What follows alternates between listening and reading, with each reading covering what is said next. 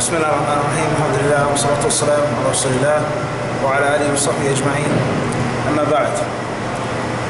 Today's lesson in beginner's fiqh, based on a request by one of the hadith disciples, will be on wiping over the socks. Wiping over leather socks, or cotton socks, or polyester socks, or whatever the case may be. The origin of this request is based off of a video that we did in the episode of 5 Minutes of Faida on is your wudu correctly? How to make the proper wudu. Wiping over leather socks or any other type of socks is a branch of the foundation of wudu. And that is because Allah subhanahu wa ta'ala has commanded us to wash our feet. Okay? Wash our feet when we perform wudu, as we proved or we stated in the last class. The obligation of washing the feet in the Quran al-Kareem and the Sunnah of the Prophet ﷺ, the authentic Sunnah. So therefore, due to the fact that people live in different climates, different countries, sometimes it's cold, sometimes it's hot, sometimes the ground is difficult, whatever the case may be, people are in need of wearing socks. And people are in need of wearing shoes, sandals, boots, whatever the case may be. So from the completeness of the Islamic Sharia and the beauty of this wonderful legal system is that it considers and looks after all times and all places and all people, all colors, all ages, all races, okay? It's not for one set, specific type of people. People live in warm climates, people live in cold climates, old, the young, the strong, the weak, the poor, the rich, the knowledgeable, the ignorant. Everybody has a ruling in the Sharia. The prayer is so important in Islam, so virtuous, so excellent, that everybody is required to pray, no matter what the circumstance or what the situation. And if you have to pray, then you have to purify yourself before you pray. And from the ways of making that purification is al-wudu. So to keep things brief and to keep things basic, these are all from the wisdoms of studying, rather the obligations, the things that prove that it's obligatory, to understand the basics of wiping over these socks. Because there are times in which we said, especially in the modern days in which we live, people wear socks, people wear shoes, people have to pray, people have to make wudu before they pray. So it's a simple, basic equation, all right? So learning these basic rulings is something that is extremely important in Islam. So therefore, we'll try to keep things as simple and as basic as possible. We will seek Allah subhanahu wa ta'ala's help and not making things confusing, not mentioning too many different differences of opinion or second or third views. We'll try our best to stick with one basic opinion, simple, plain, easy, inshallah subhanahu wa ta'ala, okay? So therefore, the foundation of wiping over socks or leather socks, al-khuffayn, according to some ulama, can be found in the Quran al-Kareem, according to one of the modes of recitation, in which Allah subhanahu wa ta'ala says, Ya ayyuha alladhina amanu, idha qumtum min as-salati faghsilu wujuhakum, idha qumtum min as-salati faghsilu wujuhakum wa aydiyakum ila al-marafiqi wamsahu bi ru'usikum wa arjulakum ila al-ka'bayn. If there's a fatha vowel sound, then it means wash the feet. But in another recitation, wa arjulikum, with a kasra vowel sound, it means wiping over your khuffayn, your leather socks, and not wiping over your feet, as some misguided people do. So the ruling of the feet are two, and only two. Either you'll wash your toes and your instep and your heels and your ankle, or you'll wipe over something. And if you wipe over something, then that thing is going to be khuffayn, leather socks, jawrabayn, poly cotton socks, or whatever the case may be, wool socks, or an-na'layn, shoes and sandals. Okay? Either you wash or either you wipe. That's the Quran al-Kareem.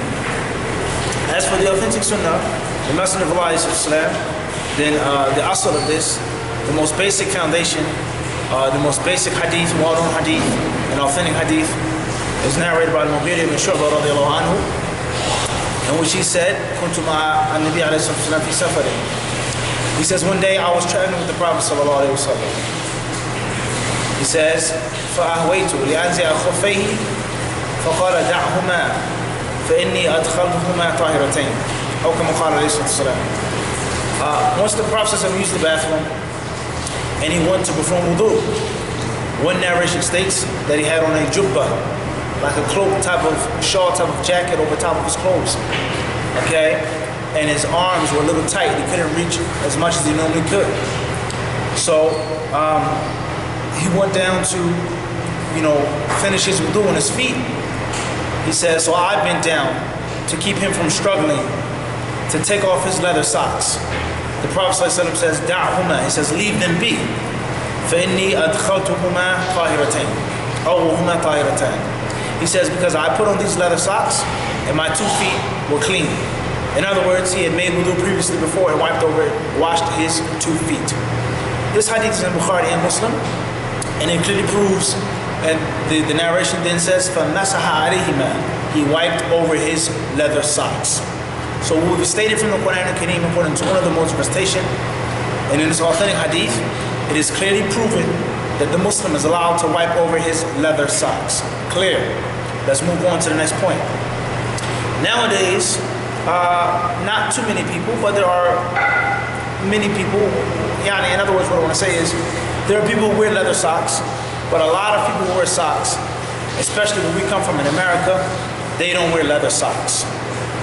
So therefore, is it permissible to wipe over cotton socks or poly cotton socks? Or can a woman wipe over silk socks? Because women are allowed to wear pure silk in Islam. Men are not allowed to wear pure silk. Blended silk is a different issue, but pure silk, no. Can a person wipe over socks, such as these, for example? Okay? They would have to be, Argyle socks, my personal favorite, but socks, all right? Can a person wipe over these type of socks? That's the issue at hand.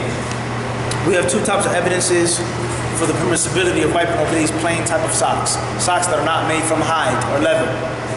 First is a hadith in which there's difference of opinion over its authenticity. And the correct view is that the hadith is not authentic. That the Prophet ﷺ wiped over his socks. But some ulama say it is. And the second proof is the generality of the khuffayn. If it's permissible to wipe over the khuffayn, leather socks, then it's permissible to wipe over socks that aren't from leather. As Anas radiallahu ta'ala anhu said, he says that the jawrabain, the regular socks, بِمَنْزِلَةِ الْخُفَّيْنِ أو كما قال رضي الله عنه. He says they're just like leather socks, okay? So therefore, those are 2 types of proofs. Another proof was narrated from the Sahaba. Several of the companions, from the ulama and the major companions, they all wiped over their socks, their jawrabain. So that's the proof for that. Now, let's get to the nitty-gritty. We already explained to you how to make the proper wudu according to the authentic sunnah of the Messenger of Allah. So now, you've made wudu and you're going to wipe over your socks. What do? How do you wipe over your socks? We say that there are certain conditions before we get into how to wipe over the socks.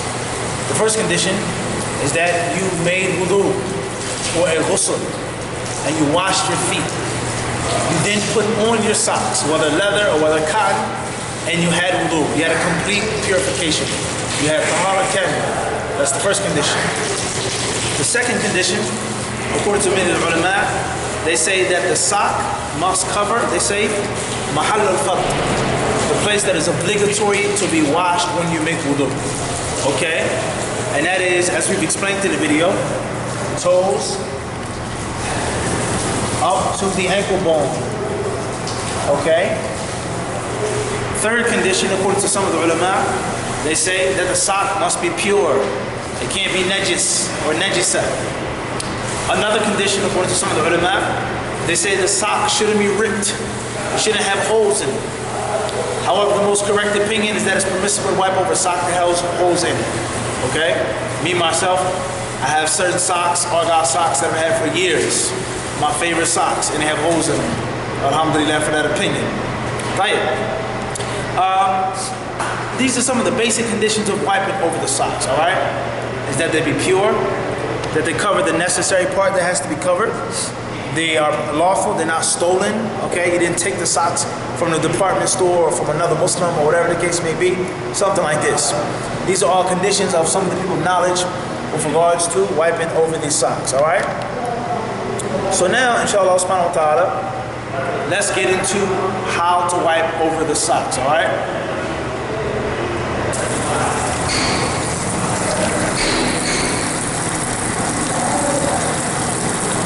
Here we have our water, and perhaps we just use a little bit of water. Now we've already made wudu on the rest of our body parts. Now let's get to the socks.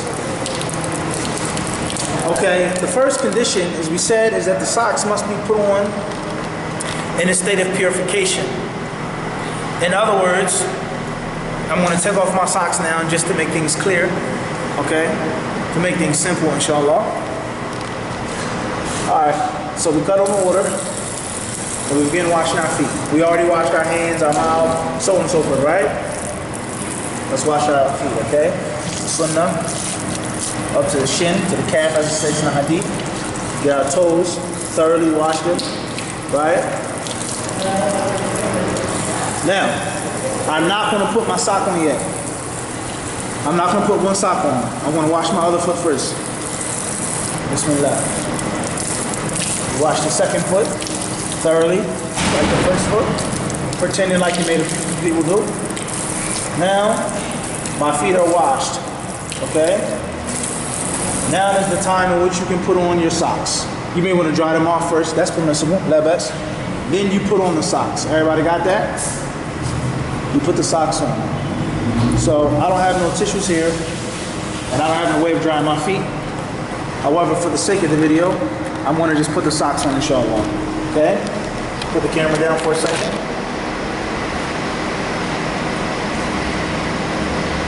Now my feet are going to be a little soggy, and wet socks are ultimate pet peeve of mine. I hate to have wet socks, but inshallah, make a sacrifice for the viewers.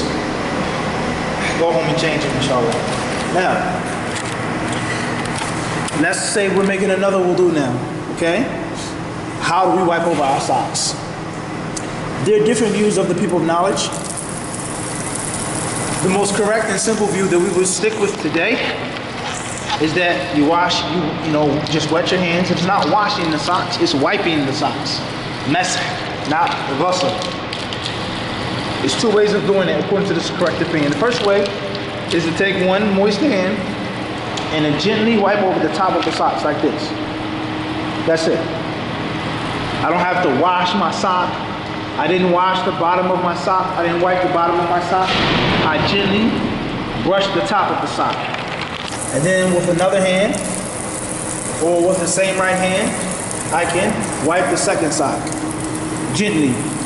That's one way.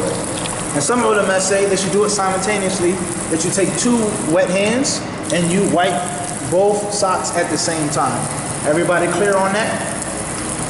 Now, let's move on. We said we did not wipe the bottom of the sock, or the side, or to the shin. We just gently brush from the tip of the toes to the end of the instep. That's it. That's all we did, okay?